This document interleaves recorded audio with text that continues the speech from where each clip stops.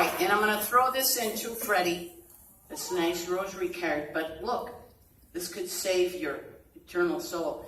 It says on the bottom, I'm a Catholic. In case of an emergency, please call a priest. Isn't that nice, Freddie? So here, you can have that with the phone. Freddie's cleaning up. How could that save Freddie's immortal soul? I'm a Catholic. In case of an emergency, please call a priest. How could that save his soul? Last rites. We don't call it that anymore. We used to call it extreme unction, remember? We switched over. We called it the last rites. The last rites.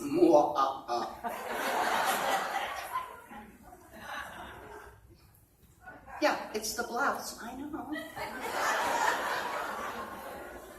But then we thought, that's a gloomy name for a sacrament, really. Because, what if Ken's in the hospital and he's not doing so well? He's hooked up to all these tubes and monitors, and Father Murphy comes in and says, hey, Ken, I'm here to give you the last rites. Usual response is, wee.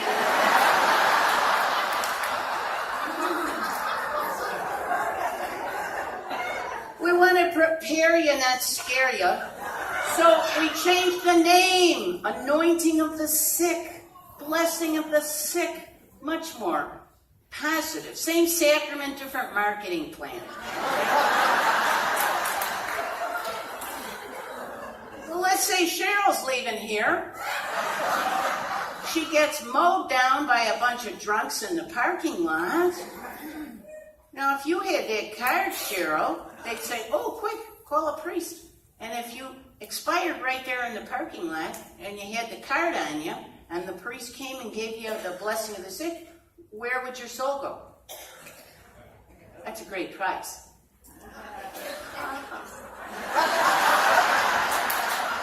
All right, so what do you say? Should we keep Christina the Astonishing? Oh, let me see some thumbs on this. Wow. All right, he wants to keep her. Shh. Why would you keep her? Yeah, what do you ladies want out of your saints? Siegfried and Roy?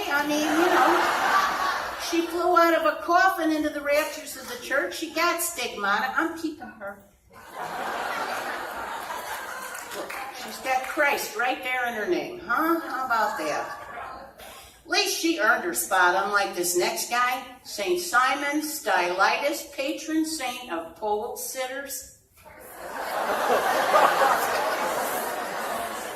Remember the old-timey black and white footage back in the 20s, guys that climb up to the top of a flagpole and they try to break a world's record? Well, way back in the 4th century, people were trying to find ways to get closer to God. To St. Simon, the answer was obvious. He figured, well, God's up in the sky, I'm going to get as close as possible.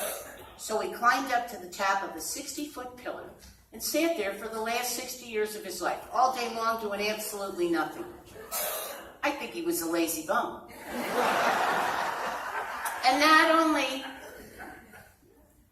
did he become a pole sitter, he started a whole cult of pole sitters. They were all named Simon. They didn't get stigmata or fly into the rafters. You know what? Why did he even get on the list? Let's get rid of him right now. Not everybody's cut out for sainthood. Some people are saints. They're right among us. We don't even know who they are. Turn and look at the people in your row. See if you spot a saint. See? Anybody? Well, I see a lot of people going, blah, blah, blah. Not everybody is cut out for sainthood. Like I said, we're not used to saying the word saint in front of Mary Magdalene's name, are we, class?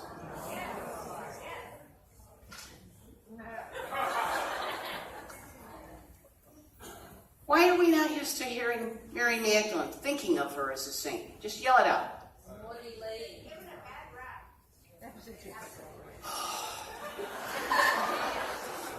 She was engaged to marry a guy named John the Evangelist. John meets Jesus, decides, I could just drop this on you and make it look like an accident.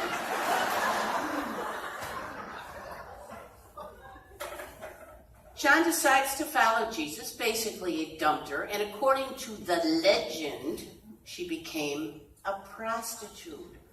She flaunted herself, but Jesus was never angry with her. No matter how badly she behaved, Christ never said a thing. One day, she's at a banquet where women were not invited back then, just the boys. She came in kicking and screaming and knocking over the furniture, and they're going to haul her out of there, and Jesus sees this and says, "Hey, you let her come in here." Like my Jesus impersonation?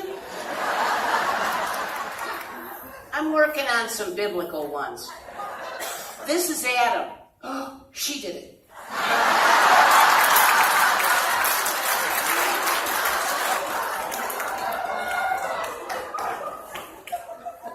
Well, according to the legend, Mary Magdalene was so grateful to Jesus, she dropped to her knees. She washed his feet with her tears and dried them with her long hair. And at this point in time, a small door opened in the side of her head, and 7 demons flew out and went straight back to hell. Because all her sins were forgiven. Believe it or else. And after poor Jesus was crucified, she was a wreck. She lived in caves. She slept in forests. And get this, she wore only her long hair for clothing. Like Sharon.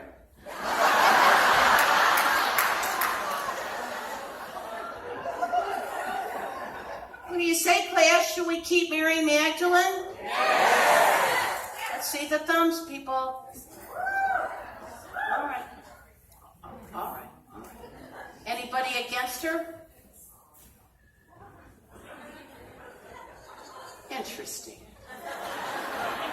And look, class, there's that great name, Mary. If you don't have Mary in your name, you can go home and put it in there tonight.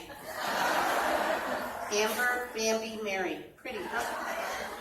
All right, well, look at this next name. Now, this has got to be a mistake here, St. Joseph.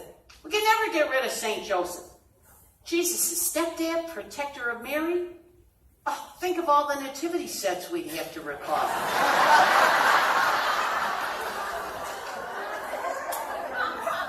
Never get rid of St. Joseph. I like to think of Joseph as part of the first family, you know? How many of you have used statues of Joseph to sell your homes? Let me see hands on this. How long did it take? Shh. 3 months. All right. After you buried him. All right, how about you? 1 week. 2 days. We got a winner.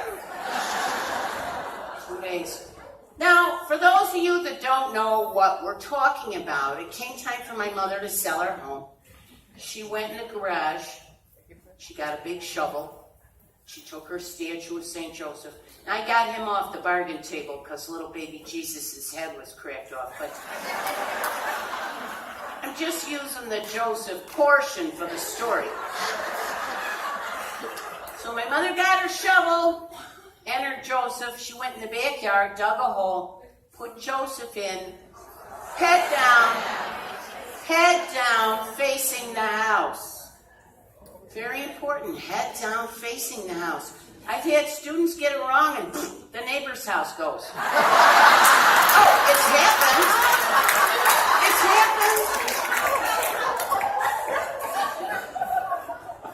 Very important too, class, when escrow closes, dig him up, clean him off, take him to the new house, put him in a place of honor. He did you a favor, you got to do a favor for him. It's an Italian thing. If you don't, you're going to have problems. Believe you me. You'll be all moved into the new house. Everything looks great. It's a quiet night, full moon. All of a sudden you hear, look out in the backyard. Don't see anything. Open the back door. It's a muddy little statue of Joseph. Hey, what's the matter? You forgot about me.